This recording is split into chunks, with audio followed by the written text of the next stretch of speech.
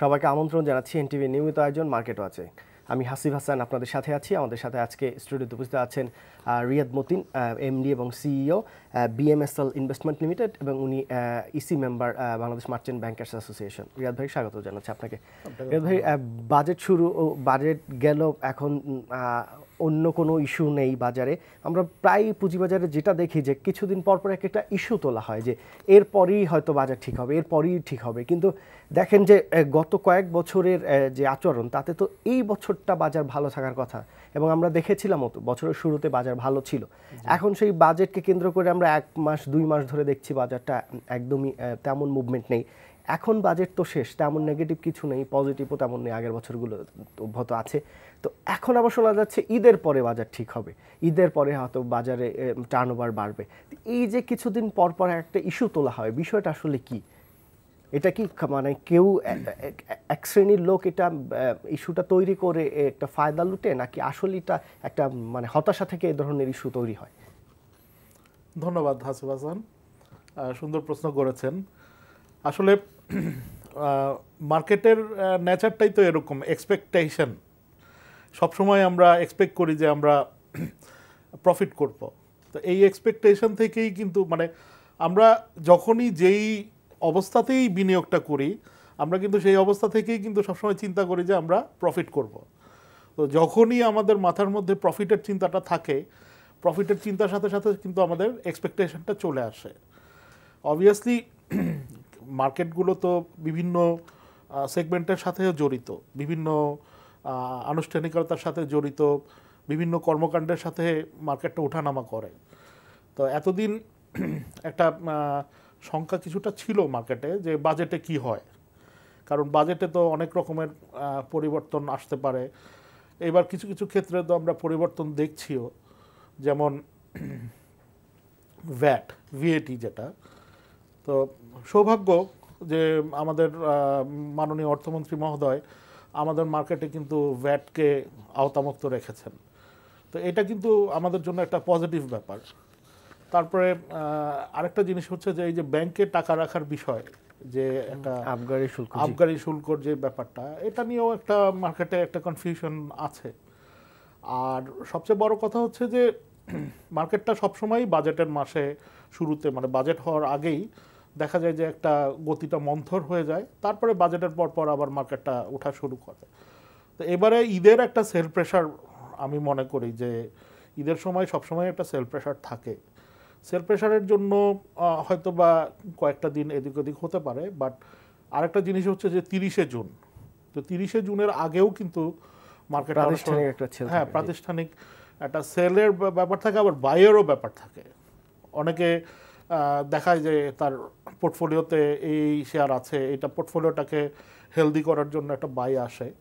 সব মিলে আমার ধারণা যে একটু ইমব্যালেন্স হলেও এটা এখনও খুব একটা খারাপ অবস্থায় যায়নি। এক্সপেক্টেড এটা বাজেটের আপনার ঈদের আগেই ভালো হয়ে যাবে আমি মনে করি। কিন্তু এই যে ডিএসসির সাবেক প্রেসিডেন্ট শাকিল রিজভী, উনি একটি পত্রিকায় বলেছেন যে ঈদের পরে বাজার ভালো হয়ে যাবে, ওনার কিছু ব্যাখ্যা ছিল। কিন্তু এইটার সাথে সাথে অনেকেই বলছেন, যারা দীর্ঘদিন ধরে, আপনার মতো যারা দীর্ঘদিন ধরে বাজারে আছেন, তারা বলছেন ঈদের পরে ভালো হয়ে যাবে। এই যে ঈদের পরে ভালো হয়ে যাবে, আমি দেখছি যে মানে ভার্চুয়াল মিডিয়ায় কিন্তু এটা বিনিয়োগকারীরা বেশ এটাকে নিয়ে আশাবাদী যে ঈদের পরে বাজার, এই যে একটা প্রত্যাশা, এবং সেটি যদি বাস্তবায়ন না হয়, বাস্তবে উল্টোটাও ঘটতে পারে। এটা আসলে কনসেন্ট্রেশনের একটা ব্যাপার রয়ে গেছে। যেমন ঈদ ধরেন আর 20 দিন পরে, তো সবার মাথায় কিন্তু এখন কনসেন্ট্রেশন হচ্ছে ঈদ নিয়ে। মার্কেটের ব্যাপারটা নিয়ে মানুষজন একটু কম চিন্তা করছে, বিকজ অফ প্রত্যেকটা পরিবারের তো একটা খরচ আছে, একটা ঈদের এক্সপেন্সেস আছে, সেটা সে কীভাবে মিট আপ করবে। ঈদটাকে সে কীভাবে জাকাত বলেন বা অন্যান্য, যে অনেকে উমরায় যায়, হজে যায়, এই সমস্ত প্রোগ্রাম কিন্তু এই মাসেই মানুষজন করে থাকে ঈদকে কেন্দ্র করে, রোজাকে কেন্দ্র করে। তো ওই কনসেন্ট্রেশনটা ধরেন ঈদের পরে তো আর থাকছে না। ঈদের পরে সবাই একটু ফ্রি হয়ে বসবে, ফ্রেশ একটা মাইন্ড নিয়ে আবার বসবে, এই জন্য এটাকে বলা হয়েছে। বাট আমার মনে হয় যে ঈদের পরে বলতে এটা it is a good time, মানে নেক্সট টাইম সামনে মানে জুলাই থেকে বাজেটের পর এবং ঈদ একসাথে হয় বা জুলাই থেকে এক্সপেক্টেড। জি মতিন ভাই, আরেকটি বিষয় হচ্ছে যে আবগারি শুল্কের কারণে ব্যাংকে টাকা মানুষ রাখবে না, সব টাকা ক্যাপিটাল মার্কেটে চলে আসবে। সঞ্চয়পত্রের সুদের হার কমানো হচ্ছে, অর্থমন্ত্রী যে ইঙ্গিত দিয়েছেন তাতে সিঙ্গেল ডিজিটে চলে আসবে আর কি। সেই সঞ্চয়পত্রের টাকাও সব শেয়ার বাজারে চলে আসবে, এইরকম একটি ধারণা অনেকে মনে করছেন। কিন্তু আবগারি শুল্কের ব্যাপারে দেখেন আগে প্রতি 1 লাখের উপরে যেটি ছিল মানে 1500 টাকার 500 টাকা কেটে নেওয়া হতো, এবং ব্যাংকগুলো, বেসরকারি ব্যাংকগুলো আপনার আরও অনেক চার্জ মিলে আরও কিন্তু টাকা কাটতো। এখন সেটি 800 টাকা হবে। এতে কি পুঁজিবাজারে সেই পরিমাণে টাকা আসবে? যদি টাকা আসতো তাহলে এখন কেন আসে না? আবার সঞ্চয়পত্র সুদের হার কমালে 2% যদি কমানো হয় তাহলে পুঁজিবাজারে টাকা অনেক চলে আসবে। আপনার কি মনে হয়? আসলে এবার বাজেটটা যদি আমরা একটু পর্যালোচনা করে দেখি, যে এবার বাজেটটা আপনার 4,266,কোটি টাকার বাজেট পেশ করা হয়েছে। এই 4,266,কোটি টাকার মধ্যে আপনার অনুন্নয়ন ব্যয় সেটাই কিন্তু প্রায় 2.5 লক্ষ কোটি টাকার মতো, আর 1.5 লক্ষ কোটি টাকা হচ্ছে উন্নয়ন ব্যয়। তা আপনি একটা জিনিস খেয়াল করবেন, মানে আমি আপনার প্রসঙ্গগুলো আস্তে আস্তে আসতেছি। একটা জিনিস খেয়াল করবেন যে একটা দেশের ডেভেলপমেন্ট তো আসে কখন, যখন সামাজিক খাতে ব্যয়গুলো বেশি হয়। সামাজিক খাত বলতে আমি বোঝাচ্ছি যে স্বাস্থ্য, শিক্ষা, এই সমস্ত ক্ষেত্রে। আমাদের দেশের তরুণদের একটা বিশাল অংশ কিন্তু বেকার। আপনার যত লোক বেকার আছে তার 60%ই তরুণ আমাদের দেশের। তো সঞ্চয়পত্রের সুদের হার কথাও আপনি এখানে বলতেছিলেন আমাকে। তো বাজেটের ডেফিসিয়েন্সি যেটা আছে, বাজেটের ডেফিসিয়েন্সি রয়ে গেছে প্রায় 1,12,000 কোটি টাকার মতো। 1,12,000 বা 20,000 কোটি টাকা, এক্স্যাক্ট ফিগারগুলো বলতে পারছি না। তো এই যে বড় অঙ্কের যে ফিগারটা, এই ফিগারটা গভর্নমেন্টের প্ল্যান হচ্ছে যে ডেফিসিয়েন্সিটা ফিল আপ করবে 60,000 কোটি টাকা সে আভ্যন্তরীণ উৎস থেকে সংগ্রহ করবে, 45,000 কোটি টাকার মতো সে বৈদেশিক ঋণ সংগ্রহ করবে, আর 5,000 বা 7,000 কোটি টাকা তারা ফরেন থেকে নিবে। তো এই যে 60,000 কোটি টাকার একটা বড় আভ্যন্তরীণ উৎসের যে তার টার্গেট, এটা কিন্তু সঞ্চয়পত্র থেকেই তার নিতে হচ্ছে, মানে মেইন ইয়েটা। তো সঞ্চয়পত্রের আপনার সুদের হার এখন যেই পরিমাণে দিতে হচ্ছে, তাতে করে দেখা যাচ্ছে যে গভর্নমেন্টকে এইবার বাজেটের মধ্যে প্রায় 15 to 17% অলমোস্ট তাকে ইন্টারেস্ট পে করতে হচ্ছে। তার মানে গভর্নমেন্টের কস্ট অফ বরোয়িংটা কত হাই আপনি চিন্তা করে দেখেন। তো এই জন্যই মনে হয় গভর্নমেন্ট কিছুটা এই ক্ষেত্রে আপনার এটাকে নিচে নামিয়ে আনার চিন্তা ভাবনা করছে। ইন্টারেস্টটাকে যদি কমানো যায়, ব্যাংকের ইন্টারেস্টের চেয়ে 2% বেশি, যেটা অর্থমন্ত্রী বলেছেন। তবে এখানে আপনাকে আমি একটু আগেও বলেছি যে এখানে আসলে জিনিসটা বাস্তবায়ন নিয়ে আমারও একটু ডাউট আছে, বিকজ বেনিফিশিয়ারি কারা সঞ্চয়পত্রের, সেটা একটা বড় ব্যাপার। কারণ সঞ্চয়পত্রের বেনিফিশিয়ারি রাজনীতিবিদরা, বড় বড় কর্মকর্তারা, তারপরে বড় বড় ব্যবসায়ীরা। তো তাদের একটা সরাসরি প্রেশার অর্থমন্ত্রীর উপরে থাকবে। তো সঞ্চয়পত্রের ইন্টারেস্টটা যদি কমে আসে, সেই ক্ষেত্রে মানি ফ্লো শেয়ার মার্কেটে আসবে, এটা এক্সপেক্টেড। এটা ইতিপূর্বেও আমরা দেখেছি, দীর্ঘদিন ধরে দেখে আসছি। এখন যে অবস্থা আছে, ব্যাংকে টাকা রাখলে আপনার প্রকৃত অর্থে আপনি লোকসান গুনতে হচ্ছে মানুষের। আপনি যদি ইনফ্লেশন এবং গ্রোথ ক্যালকুলেশন করেন, তারপরে হচ্ছে সঞ্চয়পত্র, সবাই কিন্তু সঞ্চয়পত্র কিনতে যায় না বা কিনে না সঞ্চয়পত্র। এক্ষেত্রে যে পরিমাণে টাকা বর্তমান অবস্থায় বাজারে আসার কথা, সেটি কি আসছে? আপনি আরেকটু কমালেই যে বাজারে চলে আসবে, মানে বাজারের প্রতি সেই আস্থাটাই তো এখনো তৈরি হয়নি। আস্থাটা এখনো মানুষের আসেনি, এটা তো সত্যি কথা। কারণ এখনো আপনার আমি দেখেছি যে আপনি বিনিয়োগ করলে সেই বিনিয়োগটা যে আপনি রিটার্নটা প্রপারলি পাবেন, বা অ্যাটলিস্ট আপনার বিনিয়োগের যে পরিমাণ অংশটা, এটা যে ইনট্যাক্ট থাকছে, সেটা কিন্তু সব ক্ষেত্রে থাকছে না। আর বিনিয়োগের ক্ষেত্রেও আমরা সঠিকভাবে ডিসিশন নিতে পারি না, মানে আমরা বিনিয়োগকারীরা কোন শেয়ারটা কিনলে আপনার বেসিক মৌলভিত্তির শেয়ার যেগুলো, বা পাস্ট তার ডিভিডেন্ডের ইয়েটা কি, পারফরমেন্সটা কি, এগুলো আমরা সঠিকভাবে বিবেচনা করতেও পারি। এখানে আমরা যে পারি না বলতে, আপনি ব্যক্তি বিনিয়োগকারী, প্রাতিষ্ঠানিক বিনিয়োগকারী সবাইকেই মিন করছেন, কিন্তু যেটি সমস্যা হচ্ছে যে আপনি একটা কোম্পানির অতীত দেখে আপনি বিনিয়োগ করলেন, হঠাৎ করে এই বছর অস্বাভাবিক পরিবর্তন হয়ে যায়, এবং এই বেশিরভাগ কোম্পানি কিন্তু এরকম হচ্ছে, যে কারণে বিনিয়োগকারীরা আসলে ক্ষতিগ্রস্ত হচ্ছে। কয়েকটি কোম্পানি আপনি দেখেন যেগুলো হয়তো আপনি সবাই এক্সাম্পল দিবে, স্কয়ার ফার্মা, ব্যাট বিসি, আপনার এই যে এইরকম কয়েকটা কোম্পানি ছাড়া আর সবগুলোতেই কিন্তু মালিক পক্ষ জড়িত থাকে, যে কারণে তাদের সুবিধা মতো ডিভিডেন্ড এবং ইপিএস তারা দিয়ে থাকে, এবং এই কারণে ক্ষতিগ্রস্ত হচ্ছে প্রাতিষ্ঠানিক বিনিয়োগকারী, ব্যক্তি বিনিয়োগকারী। সেক্ষেত্রে তারা তো এই আস্থাটা এই কোম্পানির উপর রাখতে পারছে না, তো উপায়টা কি? হ্যাঁ, এটার জন্য আসলে ওই যে ফাইন্যান্সিয়াল রেগুলেটরি অ্যাক্ট যেটা চালু করা দরকার, যে আপনার এই জিনিসগুলোকে আমাদের প্রপারলি আপনার মেনটেন করতে হবে। আমাদের যে আইসিএবি আছে তাদের উপরে কিছু দায়িত্ব দিতে হবে, যে এই জিনিসগুলো যে তারা বিভিন্ন জায়গায় তো তারাই অডিট করে, তো সেই ক্ষেত্রে তাদের রেসপন্সিবিলিটিগুলো কি আসবে সেটা তারাই ডিসিশন দিয়ে দিক, বা এই ক্ষেত্রে এই যে আপনার এটাকে কিভাবে আপনার ক্যাচ করা যায় এটা নিয়ে তো রেগুলেটরি বডিও আছে আমাদের। মানে অডিটরদের তো একটি মানে বক্তব্য আছে যে তারা তো কোম্পানি সরাসরি তারা দেখছে না, যে পেপারস পাচ্ছে সেটার উপরে তারা অডিট করছে। এখন কোম্পানি যদি মিথ্যা তথ্য দেয় তাদের তো কিছু করার নেই না। যেমন ধরেন আমরা মার্চেন্ট ব্যাংকাররা যখন আইপিওতে একটা কোম্পানি আসছে, আমরা কিন্তু ডিউ ডিলিজেন্স সার্টিফিকেট দিচ্ছি। তার মানে কি, আমি জিনিসটা পর্যবেক্ষণ করেছি, দেখেছি, বুঝেছি, এবং তারপরে তো আমি ডিউ ডিলিজেন্স সার্টিফিকেটটা দিচ্ছি, এবং সিকিউরিটিজ এক্সচেঞ্জ কমিশন কিন্তু আমাকে অ্যাকর্ডিংলি ওই ডিউ ডিলিজেন্স সার্টিফিকেটের উপরে লায়াবল করছেন। জি, তো সেরকম কিছু একটা ক্রিয়েট করা প্রয়োজন আছে, যে তাকে সে যে একটা জিনিস দিচ্ছে এটা তো তাকে ভেরিফাই করেই দিতে হবে। এই জিনিসটার ভেরিফিকেশনটা কি, আপনার এই তথ্যের উপরে বিনিয়োগ করে তো অনেক মানুষজন বিনিয়োগও করছে, সে ক্ষতিগ্রস্ত হতে পারে, সে অনেক টাকা লাভবান হতে পারে। সো এই জিনিসগুলোর জবাবদিহিতা থাকতে হবে। জবাবদিহিতা না থাকলে তো আপনি এটা মার্কেটে এই যে আপনি যে মানে আপনি মার্চেন্ট ব্যাংকার হয়ে যে কথাটি বলছেন, হয়তো আপনাদের বিরোধী অনেকের বিরুদ্ধে যাচ্ছে, কিন্তু আপনি যে ধরনের কথা উপস্থাপন করছেন, যেটি অন্যরা করার কথা আপনি করছেন, এটি যথেষ্ট ইতিবাচক বাজারের জন্য। কিন্তু আপনি তো একটি মার্চেন্ট ব্যাংকার্স অ্যাসোসিয়েশন আছেন, তাহলে আপনারা এটি কেন সামনে তুলছেন না? আপনাদের বিএসসিসির সাথে আপনাদের প্রায় বৈঠক হয়, তো আপনারা এই বিষয়টিকে সামনে তুলছেন না কেন? কারণ আপনারা যখন তুলবেন, আপনারা যখন এগিয়ে আসবেন, তখনই তো বিএসসিসি কাজটি করতে আরো মানে তাড়াতাড়ি করতে পারবে এবং স্বাচ্ছন্দ্য বোধ করবে। না, মার্চেন্ট ব্যাংকের বেশ কিছু পদক্ষেপ আমাদের বর্তমান যে ইসি কমিটি আছে, প্লাস আমাদের প্রেসিডেন্ট সাইদুর রহমান সাহেব আছেন, আমরা বেশ কিছু পদক্ষেপ নিয়েছি। এটা ইট ইজ ইনক্লুসিভ, এটাও একটা পয়েন্ট ছিল এই সমস্ত স্টেপের ভিতরে। তো এই দাবিগুলো আসলে আমরা এটা নিয়ে বার্গেন করছি, এসএসসির সাথেও করছি, অন্যান্য যারা এটার সাথে রিলেটেড আছে তাদের সাথে আমরা করছি।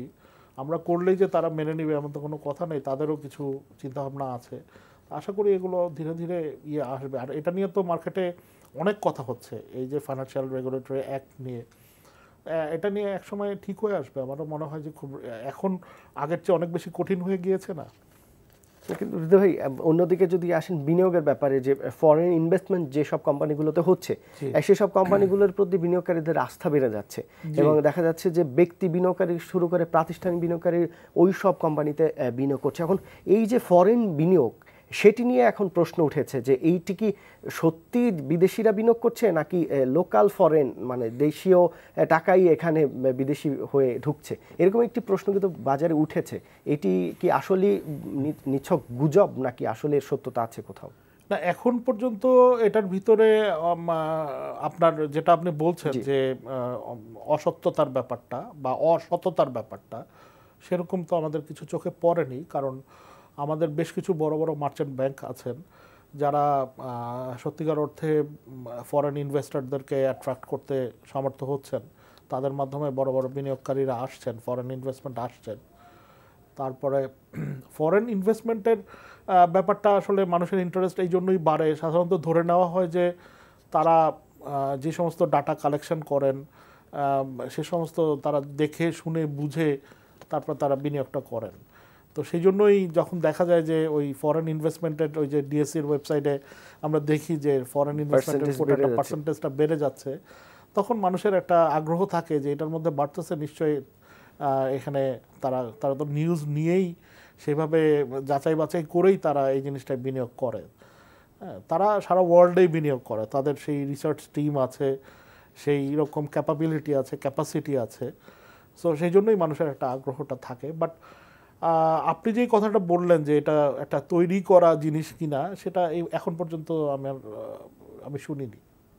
মানে বিনিয়োগের এই ব্যাপারে যে তথ্য আছে সেটিকে ট্রাস্ট করতে পারেন আপনি? ট্রাস্ট করতে পারেন, বিকজ যারা এই জিনিসটা পরিচালনা করছেন, যে এই সমস্ত মার্চেন্ট ব্যাংকস স্পেশালি, তারা কোয়াইট ক্যাপাবল, তাদের সেই সামর্থ্যটা আছে সেই ফরেন ইনভেস্টরকে ইনভেস্টমেন্টে রাখার বা ক্লায়েন্ট হিসেবে মেনটেন করার। এই বাজারে এটি তো একটি গেল যে আপনার ফরেন ইনভেস্টমেন্ট কোন সব কোম্পানিতে আছে সেগুলোতে বিনিয়োগ করো, ভালো ডিভিডেন্ড দিচ্ছে প্রতি বছর, সেগুলোতে ইনভেস্টমেন্ট করছে। কিন্তু তারপরেও তো অনেক কোম্পানি থাকছে যে সেই কোম্পানিগুলোতে বিনিয়োগকারীরা কি দেখে বিনিয়োগ করবেন, কি দেখে বিনিয়োগ করবেন, এই কারণে প্রশ্নটা উঠেছে যে আপনি গত 5 বছর সে ভালো ছিল, হঠাৎ করে দেখা গেল অস্বাভাবিক পরিবর্তন এবং নেগেটিভ ইপিএস দিয়ে দিল, নো ডিভিডেন্ড দিল, এরকম যখন হয় আবার 1 বছর পর আবার অস্বাভাবিক ভালো হয়। এই বিষয়গুলোতে বিনিয়োগকারীরা আসলে সিদ্ধান্ত নিতে পারেন। আমি দেখেছি অনেক প্রাতিষ্ঠানিক বিনিয়োগকারীরা বড় ধরনের লোকসান করে এসব কোম্পানিতে। তো এক্ষেত্রে কি করার আছে? এই অবস্থায় যারা ফিক্সড ডিপোজিট করছেন, বিভিন্ন ব্যাংকে যারা ফিক্সড ডিপোজিট করতেন, 6 বছরে হয়তো টাকা ডাবল হতো, সঞ্চয়পত্র কিনতেন, পরিবার সঞ্চয়পত্র থেকে শুরু করে এগুলোর 11, 12, 13% ইন্টারেস্ট ছিল। কিন্তু এখন যাদের হাতে 1,50,000 টাকা আছে, যেসব নিম্ন মধ্যবিত্ত যারা, তারা আসলে এই টাকাগুলো বিনিয়োগের কোথাও সুযোগ নেই। কারণ আপনি ধরেন কারো কাছে 2 লাখ টাকা আছে, 2 লাখ টাকা দিয়ে কোনো ব্যবসা শুরু করার সুযোগ নেই। তো এই টাকাটা ঘুরে ফিরে তার কাছে থেকে যাচ্ছে এবং ব্যক্তির কাছে থাকা মানে সেটা আস্তে আস্তে খরচ হয়ে যাচ্ছে। তো এক্ষেত্রে যদি তারা পুঁজিবাজারে আসে, এই পুঁজিবাজার থেকে তারা তো মুনাফা করতে পারে, কিন্তু সমস্যাটা হচ্ছে যে তারা এসেই যখন শুনেন যে রিয়াদ ভাই তো 5 লাখ টাকা নিয়ে গত বছর এসেছেন, ওনার 15 লাখ টাকা হয়ে গেছে, তো আমি কেন না, এই হতাশা থেকে যখন সে প্রতিনিয়ত কেনাবেচা শুরু করেন তখনই লোকসানটা হয়। তো তাদের ব্যাপারে আপনার কি সাজেশন, যাদের এই যে নিম্ন মধ্যবিত্ত কাছে যে অর্থটা রয়েছে, তারা আসলে পুঁজিবাজারে এই মুহূর্তে আসবে কি না, আপনি কি মনে করেন? এবং আসলে কোন শেয়ারে তারা বিনিয়োগ করবেন, কেন করবেন? ধন্যবাদ। আসলে নিম্ন মধ্যবিত্ত এবং মধ্যবিত্ত যাদের কথা বলছেন, তাদের এই যে দীর্ঘদিনের কষ্টার্জিত যে এই পয়সাটা, আমার সাজেশন হচ্ছে যে পুরোটা আসলে শেয়ার মার্কেটে বিনিয়োগ না করাটা একদিক থেকে উত্তম। হ্যাঁ, ঝুঁকিটা আপনার এখানে যেটা করা যেতে পারে যে 50-50 একটা করা যেতে পারে, যে 50% সে ব্যাংকে রাখলো বা সঞ্চয়পত্রেই রাখলো, ইন্টারেস্টটা একটু কম আসলো, আর 50% সে কোনো শেয়ার মার্কেটে বিনিয়োগ করতে পারেন। বাট শেয়ার মার্কেটে বিনিয়োগ করার আগে যেরকম হুট করে ওই যেটা বললেন যে 5 লক্ষ টাকা থেকে 15 লক্ষ টাকা অমুক হয়ে গিয়েছে, তো আমার এই 1 লক্ষ টাকা এটাও এক্সপেক্টেড যে উইথিন 3 মান্থস 3 লাখ টাকা হবে, এরকম এক্সপেকটেশন না থাকাটাই ভালো। আপনাকে আসলে ব্যাংকের ইন্টারেস্ট, আপনি যদি ধরেন সঞ্চয়পত্রের ইন্টারেস্ট আমরা ধরে নিলাম 10%, তো আপনি সঞ্চয়পত্রের 10%-এর চেয়ে আপনি কত পার্সেন্ট বেশি পাচ্ছেন, বা আপনার ইয়ারলি আপনার পোর্টফোলিওতে কি অ্যাড হচ্ছে, এরকম একটা এক্সপেকটেশন অ্যাড করাটাই মনে হয় উত্তম কাজ হবে।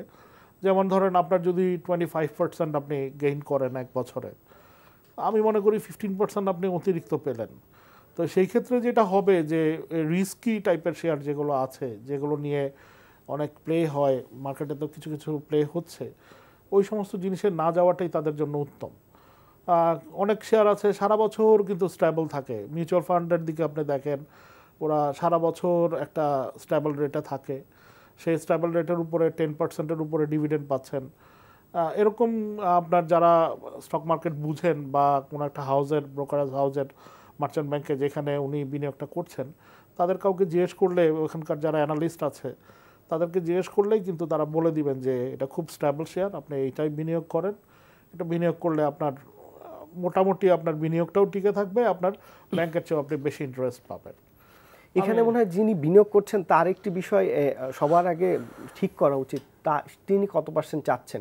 এখন আমি আপনার কাছে চলে গেলাম, আপনি বললেন যে এই শেয়ারগুলোতে বিনিয়োগ করেন এবং আমি করলাম, আমি না বুঝে আমার এক্সপেকটেশনটা কতটুকু, আমি এটাকে 20% চাচ্ছি এবং এই শেয়ারে 20% হবে কিনা, এই জায়গায় মনে হয় একটু মানে একটু না, সেটা তো যারা যারা তার সাথে যারা হেল্প করছেন, যারা অ্যানালিস্ট বা যে মার্চেন্ট ব্যাংক বা ব্রোকারেজ হাউস, এটা আমাদেরও দায়িত্ব আছে বিনিয়োগকারীকে বুঝিয়ে দেওয়া। তো রিসেন্টলি তো এসএসসি বিএসসিসি একটা প্রোগ্রাম হাতে নিয়েছে বিনিয়োগকারীদের লিটারেসি প্রোগ্রামের জন্য। এটার উপরে আমরাও কাজ করছি, মার্চেন্ট ব্যাংক অ্যাসোসিয়েশনও কাজ করছে। তো আমার মনে হয় যে ওই সমস্ত চিন্তাধারা থেকে বের হয়ে আসাটাই ভালো।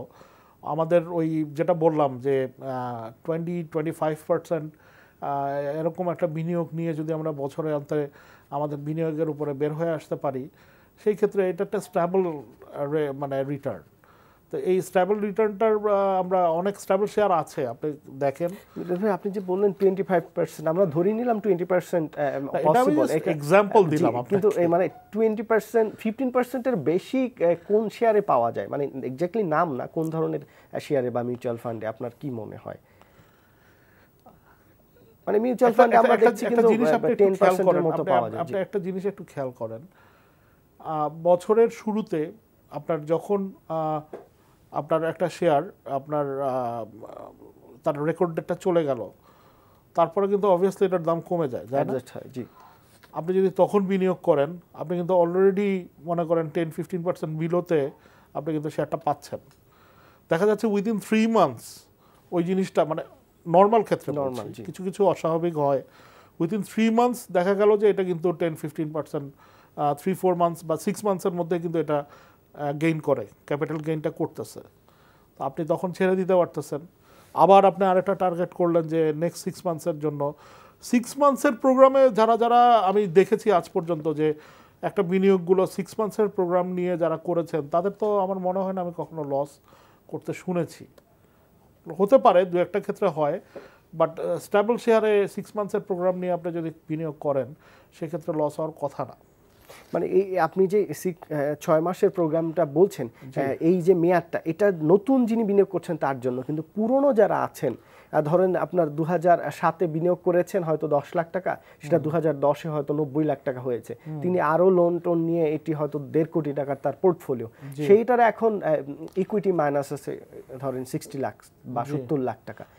এই অবস্থায় ওই বিনিয়োগকারী কি করবেন? উনি কি এই পোর্টফোলিও ছেড়ে দিয়ে চলে যাবেন, নাকি এটি কি কেনা বেচা করবেন, নাকি এটি আপনি যে দীর্ঘমেয়াদে বলছেন সেই দীর্ঘমেয়াদে যাবেন? যদি দীর্ঘমেয়াদে যায় 6 মাসের প্রোগ্রাম, সেক্ষেত্রে দেখা যাচ্ছে তার যে ইন্টারেস্ট আসে, এই যে পোর্টফোলিওর যে ইন্টারেস্ট, সেই ইন্টারেস্ট ও কিন্তু এই 6 মাসে পাচ্ছে না। এই সব ক্ষেত্রে কি করার আছে? সেটা আপনাকে হিসাব করতে হবে। এটা কিন্তু মার্কেটের জন্য একটা ভেরি মানে অ্যালার্মিং একটা ব্যাপার, এই যে ইকুইটি নেগেটিভ যে ব্যাপারটা, ইকুইটি নেগেটিভের ব্যাপারটা আপনাকে হিসাব করতে হবে যে ইকুইটি নেগেটিভের পরিমাণটা কী। কারণ আপনি কোন জায়গাটায় চলে গেছেন, আপনার যে বিনিয়োগটা আছে সেটার সাথে আপনার ইকুইটি নেগেটিভের যে পরিমাণটা, সেটার সাথে তো সবসময় ইন্টারেস্ট অ্যাড হচ্ছে। কারণ আপনাকে তো ইন্টারেস্ট ফ্রি জিনিসটা দেওয়া হয় নাই। হয়তো কিছু কিছু ক্ষেত্রে কতগুলো মার্চেন্ট ব্যাংক আছে যারা দেখা গেছে ইন্টারেস্ট কিছু ওয়েভ দিয়েছে, 1 বছরের ইন্টারেস্ট ওয়েভ করে দিয়েছে, কিছু কিছু সুবিধা দিয়েছে, এটা অ্যাসোসিয়েশন এবং বিএসসিসি বলায় তারা এই কাজটা করছে। আবার কিছু কিছু বিনিয়োগকারী আছেন যারা হিসাব করে দেখেছেন যে তার যে ইকুইটি নেগেটিভের যে পরিমাণটা, সেটা থেকে আসলে আর কখনোই কামব্যাক করাটা সম্ভব না। বরঞ্চ তার যে ইকুইটি নেগেটিভের পরিমাণ, এটা তো মার্চেন্ট ব্যাংক তার কাছে পায়। ইট ইজ বেটার মার্চেন্ট ব্যাংকের সাথে কথা বলে নেগোসিয়েশন করে এই জিনিসটাকে যদি ওয়েভ করে সে এটাকে বন্ধ করে দিতে পারে। এটা গেল একটা সাইড। দ্বিতীয়ত হচ্ছে যে দেখা গেল যে না 30-40% নেগেটিভ আছে, বা ইট ইজ পসিবল 20% নেগেটিভ আছে, এটাকে সে ভালো কিছু শেয়ারে বিনিয়োগ করতে পারে, একটু ঘুরে আসতে পারে সার্কেলগুলো, সেই ক্ষেত্রে হয়তো তার এটা কাভার করা পসিবল। সেই ক্ষেত্রে তাকে সেই মার্চেন্ট ব্যাংকের সাথে কথা বলে বা ওইখানে আরও কিছু বিনিয়োগ করে এটাকে একটু পজিটিভ সাইডে নিয়ে এসে সেখানে এটা টোটালি বের হয়ে আসাটা। কিন্তু আলটিমেটলি ইকুইটি নেগেটিভ থেকে তো আপনাকে ফার্স্টে জিরোতে আসতে হবে। তারপরে না আপনি চিন্তা করবেন আপনার বিনিয়োগকে উদ্ধার করার। সেই জন্য এই ক্ষেত্রে আপনাকে অনেক হিসাব করতে হবে, হিসাব করে তারপরে আপনাকে ডিসিশনগুলো নিতে হবে। নেগেটিভ একবার হওয়ার পরে আর কোনো ভুল করার কোনো সুযোগ নেই। অনেক অনেক কঠিন কাজ। আসলে এই মার্জিন রুল জিনিসটা আমরা 2010 সালে যখন এই জিনিসটা থামাচ্ছে, একটা ফোন নিয়ে নিচ্ছি। দর্শক কে আছেন, আপনার নাম বলে প্রশ্ন করুন। জি স্যারের কাছে আমার প্রশ্নটা হচ্ছে, স্যার একটু একটা কথা বলছিলেন যে ইকুইটির গেইন করার কথাটা, তো স্যার যেটা বললেন যে একটা যেমন বছরের শুরুতে একটা কোম্পানি সেটা রেকর্ডেড চলে যাওয়ার পর উনি ইনভেস্ট করতে বলতেছেন। ইনভেস্ট করলে করলে মিনিমাম 2 থেকে 3 মান্থসে যে পরিমাণ দামটা কমে তার থেকে কিছুটা বেশি বা তার সমপরিমাণ 15 থেকে 20% গেইন হয়। কিন্তু আমি স্যারের কাছে রিকোয়েস্ট করব, বর্তমান বাজারে এমন কোন কোম্পানি আছে সে এরকম গেইন দেখাতে পারবে? জি ধন্যবাদ। দর্শক না, সেটা ওনার কথা ঠিক যে বর্তমান মার্কেট অনুযায়ী আসলে এটা কঠিন কাজ এইভাবে গেইন করাটা, এটা আমি অস্বীকার করছি না, আমিও দর্শকের সাথে একমত। বাট আমি যেটা বলছিলাম যে সার্কেল সার্কেলগুলো ঘুরে আসতে হবে। এটাও সত্য না যে আসলেই গেইন করা পসিবল না, আবার এটাও সত্য বর্তমান বাজারে এটা হচ্ছে না।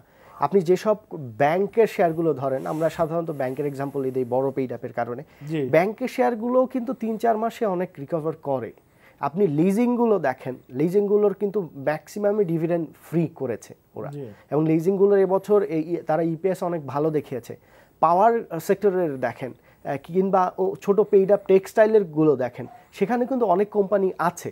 তার মানে বিনিয়োগকারীদের একটি বেছে নিতে হবে যে কোন কোম্পানিগুলো এইটা করেছে, এবছর করেছে, তার আগের বছর করেছে, এরকম কোম্পানিগুলো বেছে আসলে বিনিয়োগ করার দরকার। সেটাও কিন্তু হাসিব সাহেব কিন্তু ভেরি ডিফিকাল্ট। এই বছরের জানুয়ারি ফেব্রুয়ারি মাসে ব্যাংকগুলো যে এভাবে বাড়বে, এটা কি আমরা কেউ 2016 সালে কি প্রেডিকশন করতে পেরেছিলাম?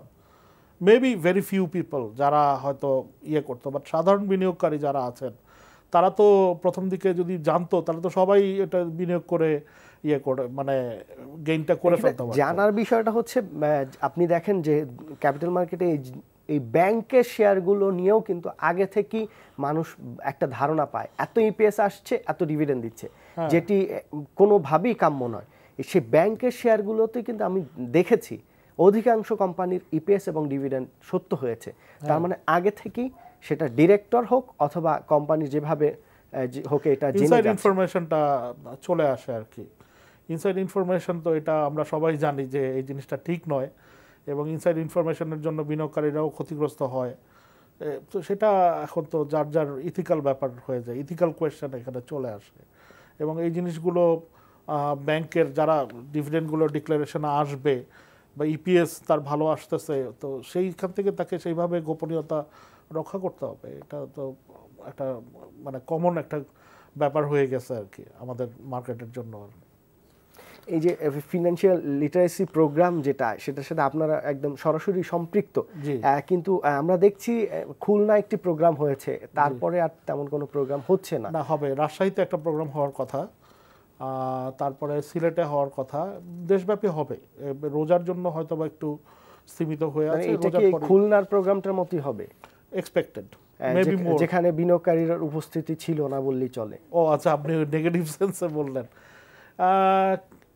সত্যিকার অর্থে খুলনায় যে একেবারে বিনিয়োগকারীর উপস্থিতি কম ছিল তাও বলবো না, কারণ এই মার্কেটে তো ওই অঞ্চলগুলো ঢাকা ছাড়া, ঢাকার বাইরের যে অঞ্চলগুলা, এখানকার মানুষজন তো এখনো স্টক মার্কেট সম্পর্কে অ্যাওয়ার না, সম্পৃক্ততা না। তো সেই তুলনায় খুলনার যে প্রোগ্রামটা হয়েছে, আমি মনে করি যে এটা সাকসেসফুলি বলবো, ইন দ্য সেন্স যে কিছু লোক তো যারা ইন্টারেস্ট গ্রো করে যারা এসছে তারা তো জানতে পারলো, এবং তাদের কাছ থেকেই তো জিনিসটা আরও কিছু লোকের মধ্যে ছড়িয়ে যাবে। তো এরকম রাজশাহীতেও যখন হবে তখন দেখবেন যে 2-3টা প্রোগ্রাম হওয়ার পরে দেখা যাবে যে আরও সাকসেসটা আরও বেশি আসবে। যেমন আমার ধারণা সিলেটে এই জিনিসটা আরও ভালো হবে। কিন্তু আমরা যতটুকু তথ্য পেয়েছি তাতে এখানে হচ্ছে যারা স্টক মার্কেট রিলেটেড, যারা broker, merchant bank, BSc, DSC, এরাই এবং অ্যাসেট ম্যানেজার এরাই গিয়েছেন, এবং এদেরই একটা গেট টুগেদার পার্টির মতো হয়েছে। এখানে বিনিয়োগকারীদের সম্পৃক্ততা ছিল না, কারণ বিনিয়োগকারীরা ওটা জানতেনই না। কারণ ওই প্রচারটাই ছিল না যে এখানে এইরকম অ্যাওয়ারনেস প্রোগ্রামটা হবে। এটাই এরকম তথ্যই আমরা পেয়েছি। সত্য মিথ্যাটা আপনারাই ভালো বলতে পারবেন এবং বিনিয়োগকারী বলতে পারবে। শেষ কমেন্টস যদি বলেন যে বাজার নিয়ে এই ঈদের আগে এবং ঈদের পরে। না, আমি তো সবসময় পজিটিভ। আমি মনে করি যে ঈদের আগেই মার্কেট ভালো হবে।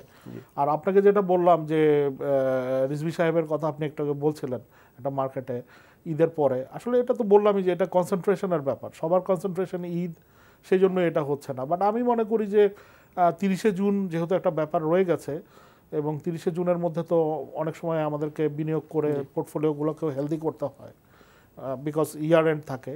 সো মার্কেট ভালো হয়ে যাবে। মজিদ ভাই, আপনাকে অনেক ধন্যবাদ আমাদেরকে সময় দেওয়ার জন্য। আপনাকেও ধন্যবাদ। দর্শক, এই অনুষ্ঠানটির উল্লেখযোগ্য অংশ আপনারা আগামীকালকে দৈনিক শেয়ার বিজে দেখতে পাবেন। বিনিয়োগ করুন, যেটি রিয়াদ ভাই বললেন সেটি যদি সত্য হয় তাহলে তো মুনাফা করা সম্ভব। সবাই ভালো থাকবেন, আল্লাহ হাফেজ।